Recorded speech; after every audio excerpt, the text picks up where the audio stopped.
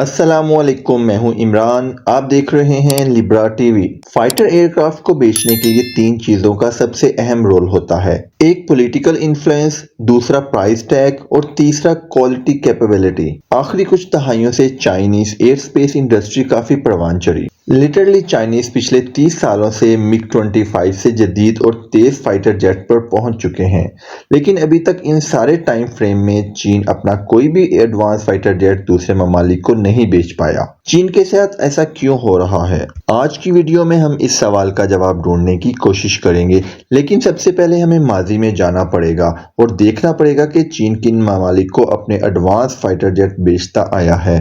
ये सब स्टार्ट होता है कोल्ड वार से। कोल्ड वार के पीरियड के दौरान चीन रशियन तैयारों की कॉपियां बनाता था और इन्हें दूसरे ममालिक को बेचता था, जैसा कि J5 जो रशियन मिग की कॉपी है।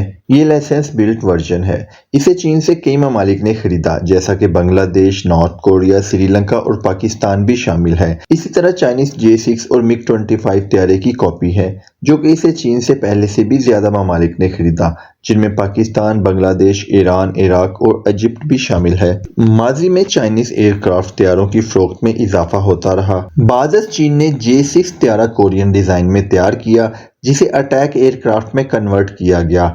ये एक डेडिकेटेड एक्सपोज वेरिएंट था। इस तैयारे को same countries Bangladesh, Pakistan, Myanmar और नॉर्थ कोरिया ने खरीदा। फिर इसके बाद चीन ने J7 एयरक्राफ्ट बनाया, जो दरअसल रूस के मिग 21 की कॉपी था।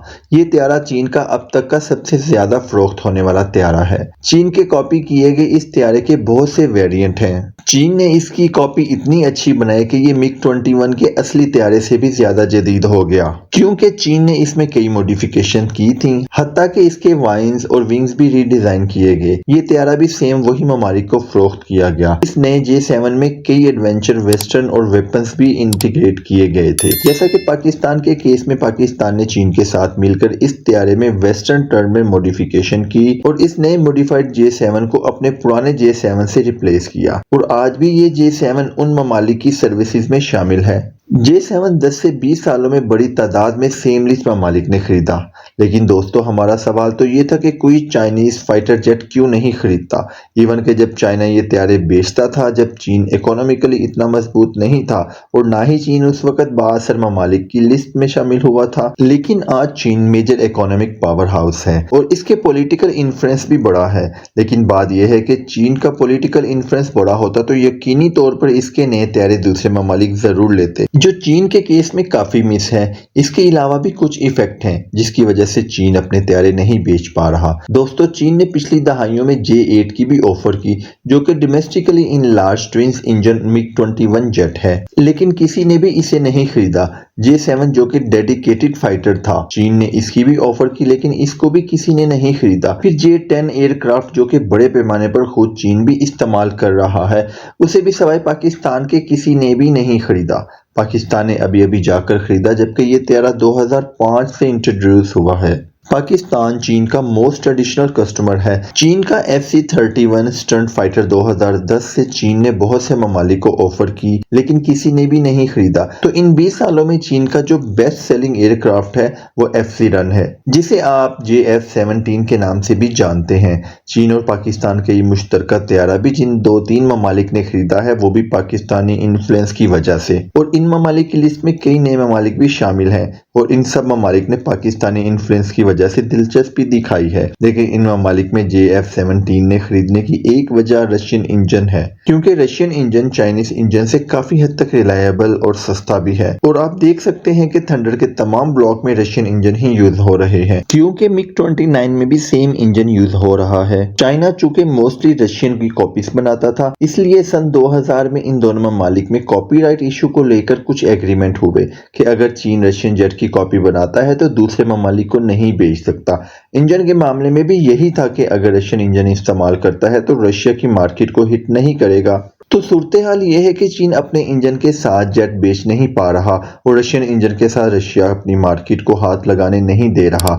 यही वजह है कि चीन अपने J11 और दूसरे फाइटर्स को एक्सपोर्ट करने के लिए एडवर्टाइजमेंट नहीं कर रहा। और बात की जाए J20 की, तो J20 बिल्कुल नया तैयारा है, सो अभी ये टाइम लेगा। इन शॉर्ट ये है कि चीन इस मार्केट में काफी लेट है, जबकि अमेरिका, रूस और फ्रांस जैसे दूसरे ममालिक कभी भी अपनी मार्केट को हाथ लगाने नहीं देंगे। जो नई कोल्ड वॉर अमेरिका और चीन के दरमियान चल रही है, तो अमेरिका इस वार में पूरी कोशिश कर रहा है कि सबसे ज्यादा ममालिक में इसका इन्फ्लुएंस बढ़े। दरअसल हर मुल्क अपने हथियार बेचने के लिए पूरी लॉबिंग करता है, चाहे हथियार में खामियां भी हो, लेकिन बेहतरीन लॉबिंग करके हथियार बेच दिए जाते हैं। इस तमाम लॉबिंग में पॉलिटिकल इन्फ्लुएंस का बहुत मेन किरदार होता है, जैसा कि राफेल त्यारे में हुआ। राफेल त्यारा फ्रांस ने उन ममालिक को बेचा है जो फ्रांसी त्यारे के बरअक्स थे। इसी तरह अमेरिका के F-35 उन्हीं ममालिक ने खरीदे जो पहले F-16 ऑपरेट कर रहे थे। इसी तरह रशिया भी अपनी कंट्रीज को अपने वेपन सेल कर रहा है। इस पहले से बने ब्लॉक को तोड़ने के लिए चीन को अपना पॉलिटिकल इन्फ्लुएंस बनाना होगा, और अगर चीन ने शुरू से टोटली अपने जेट बनाए होते, कॉपीज ना बनाई होती, तो शायद चीन भी मार्केट में रूस और अमेरिका की तरह जगह बनाकर बैठा होता। जैसा कि ड्रोन एयरक्राफ्ट में चीन ने वो गलतियां नहीं दोहराई जो फाइटर एयरक्राफ्ट में की थी। शुरू में किसी ने भी चाइनीज ड्रोन नहीं खरीदे, लेकिन आज ममालिक महंगे से महंगे चाइनीज ड्रोन खरीदने के लिए तैयार है, और इस लिस्ट में Egypt, Algeria, Morocco, Sweden, UAE, Jordan और भी बहुत से ममालिक शामिल हैं। इसकी रीजन क्या है? इसकी रीजन सिर्फ ये है कि वो बहुत से थोड़े ममालिक ड्रोन सेल कर रहे हैं, और चीन ने इसमें स्पेस टेक और फायदा उठाया। लेकिन फाइटर जेट की मार्केट में पांव जमाने के लिए चाइना को कड़ी मेहनत करना पड़ेगी। इसके बरअक्स दूसरे ममालिक भी आराम से नहीं बैठेंगे, वो अपना एक भी कस्टमर हाथ से नहीं जाने देंगे। जैसे कि 2023 में तुर्की ने चीन से एयर डिफेंस सिस्टम खरीदने के लिए कॉन्ट्रैक्ट किया, बाद तुर्की ने वेस्ट के प्रेशर में आते हुए ये कॉन्ट्रैक्ट कैंसिल कर दिया। बाकी बात रही चाइनीज टेक्नोलॉजी की, तो इसमें कोई शक नहीं कि चाइनीज टेक्नोलॉजी किसी भी लिहाज से पीछे नहीं है, लेकिन पॉलिटिकली इस मामले में चीन को काम करने की जरूरत है।